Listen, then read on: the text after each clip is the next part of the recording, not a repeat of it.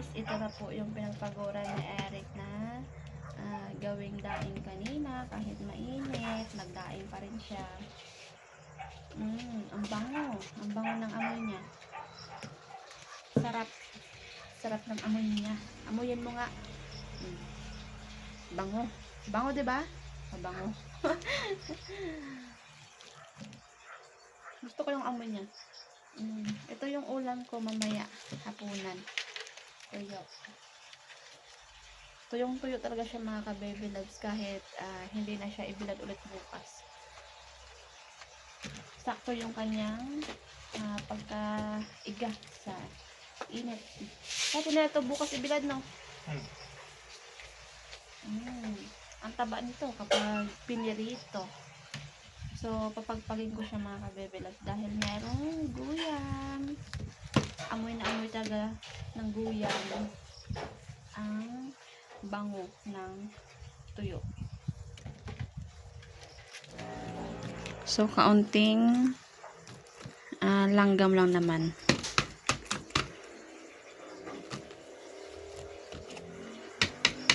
Sabi ng langgam, napakabango naman ng tuyo nyo, kaya dinadapo ko. Ang sarap. Tapos may kape. Sinong mahilig dyan? Tuyo na, sapat na, tapos merong kape. So, kami, minsan lang kami kumakape kapag gusto namin. Depende sa mood kung gusto magkape. So, magluluto din ako ng okra.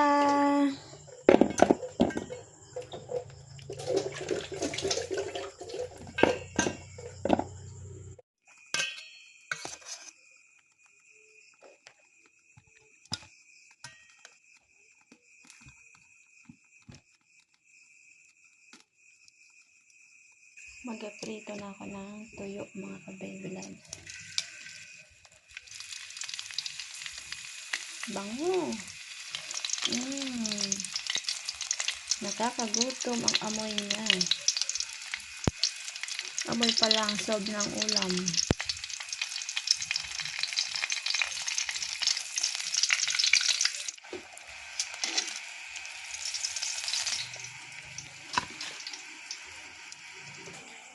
So, ito na po yung aking danggit, hindi yan danggit. Barak, tuyo. Sausawan, suka. At yung okra. So, meron kaming ginataang langka dito. Panghimagas, pakwan. At gatas pa, mga ka-baby love. Ay, mga ka-baby love. So, magandang gabi po sa inyong lahat. Kakain na naman kami. So, pray na. Lord, thank you sa lahat. Thank you sa table. Thank you sa pagkain. In Jesus' name, amen. Amen. Kain tayo, guys. Grabe naman ang cravings ng buntis na to. Binabawalan ko na ng maalat ay hindi maalat yun ang timpla ko mga kabebelan. Konti-konti lang. Huwag kaya natin sa bisita sa gulay. Gulay na tayo, guys. Huwag yung kami ang tulo. Ang ngitian. Kasi ang buntis matingin daw sa ngitian. Ito yung langka. Nagaling ka tuloy. Lagyan mo na. Ito, okra. Okra, dalis.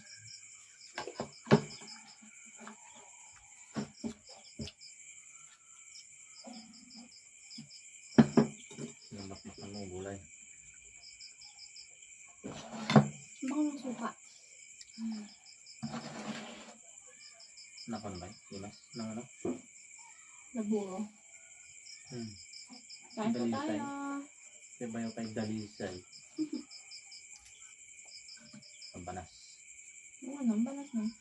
Ate ba yun? Walang hangin. Pero sa laot ng hangin. Kati na yun? Namis ko na magpangilaw. Wala na. Wala na. Bawal na magpangilaw. Wala na. Hindi nakapugakayo na pa.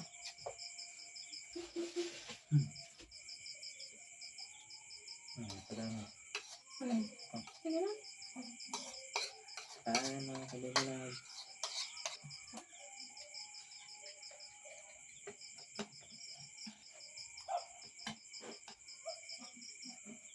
Berwak.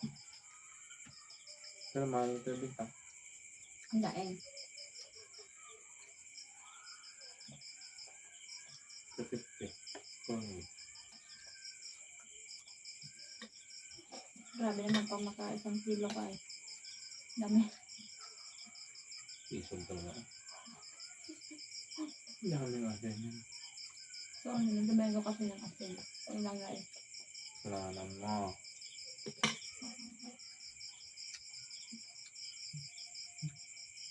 Paano nakatapos naman? Ano kumain? Masarap to sa gulay. Gulay yan, grabe. Kahit isang piraso lang.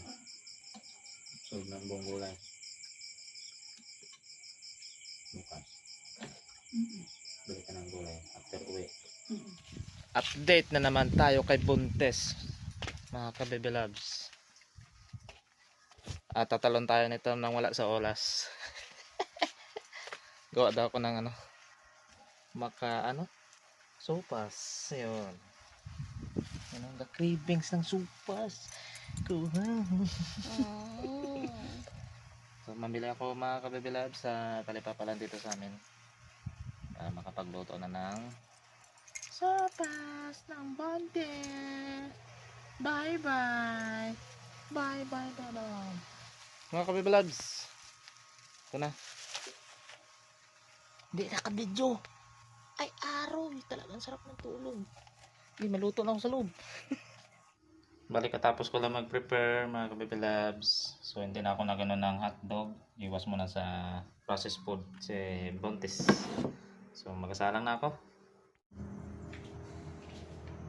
Simulan na ako magsalang.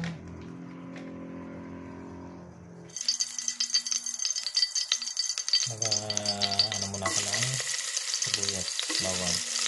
Siyempre kabisadang nabing yung pumunod sa ang supas. Pumunod sa mga veteran.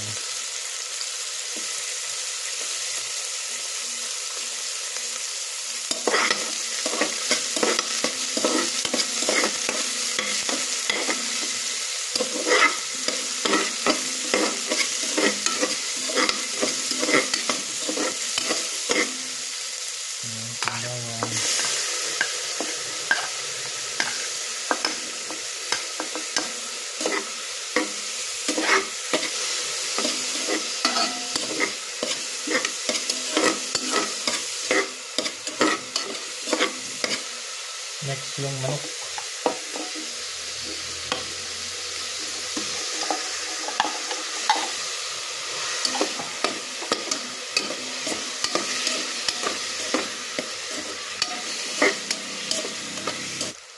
Paminta.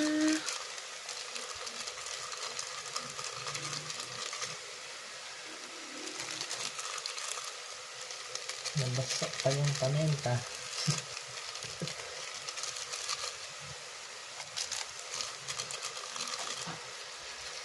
Lalagay na din ng patis.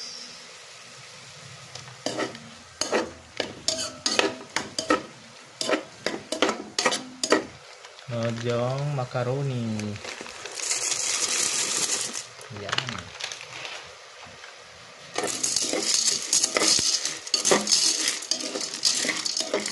Lagyan ko na ng tubig. Yan.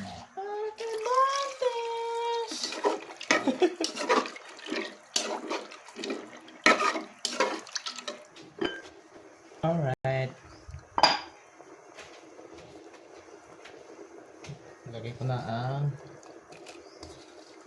carrot. Macarot. Lagyan ko na din ng Lord chicken. Kaya masarap daw. Kailangan masarap daw sabi ng Bontes.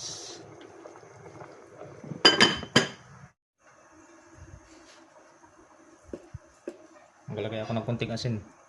Hindi matabang. Mukhang maging masaya ang Bontes nito ah. Mukhang masarap ang mukha pa lang yan. Wow, konting oras na lang. So, lagay ko na din yung cabbage.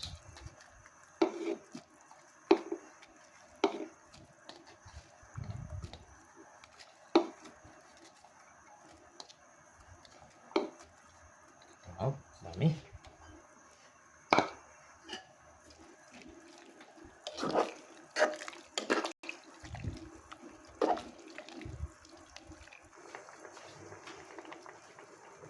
At ngayon ay maglalagay na ako ng gatas.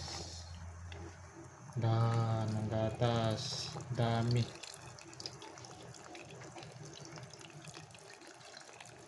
Wow. Naging kompleto na ang sopas. Yan ang sopas na. Ayos din. So, ito ngayon nabuntis ka. Hindi na yan magkanin. Hindi na yan magkanin mamaya mga ka-baby loves. Yan dami ng kanyang sopas. Oh. Yan. Daming gatas. Para sa kay baby. Gagawin ni Papa. Yun. Konting saglit ay luto na. At gigisingin ko na yun. Pamirendahin ko na. Sabi.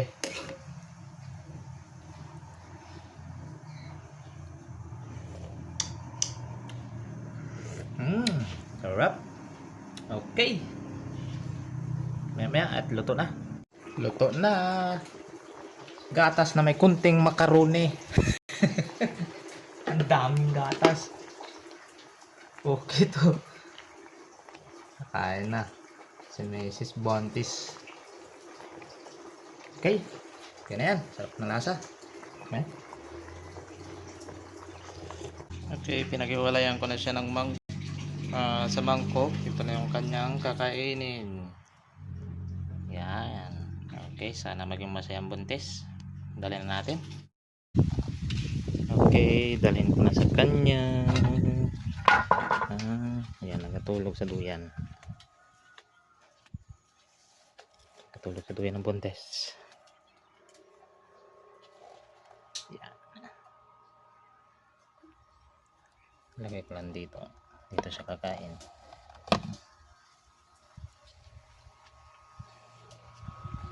Arui! Hello!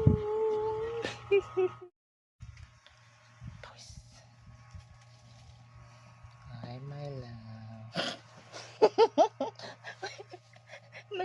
Nagulat ka? Huwag ka magulat. Baka may laway pa ako. May laway pa. Ay, sarap ng tulog. Kanina pa yan ang tulog. Maghapon na yan ang tulog. Luto na po, bossing. Alam mo yung request. Aroy, kain na siya. Excited na siya.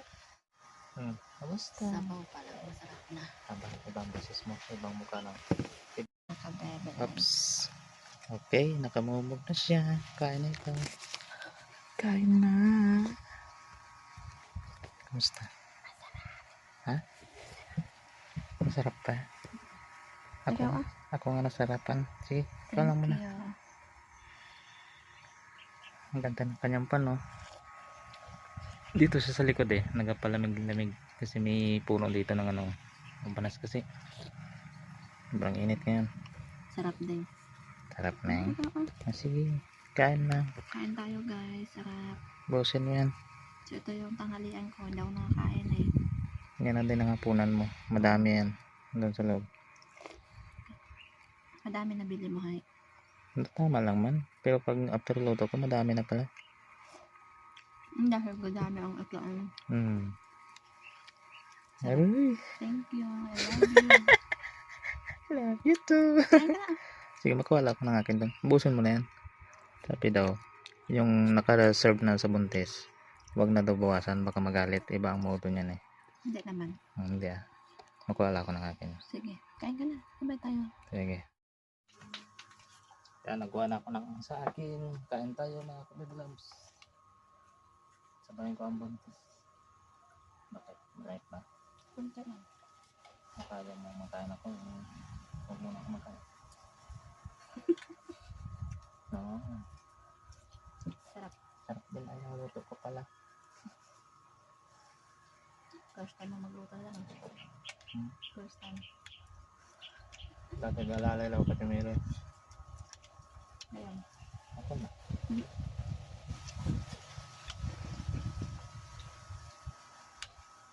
Merienda. Plus 3.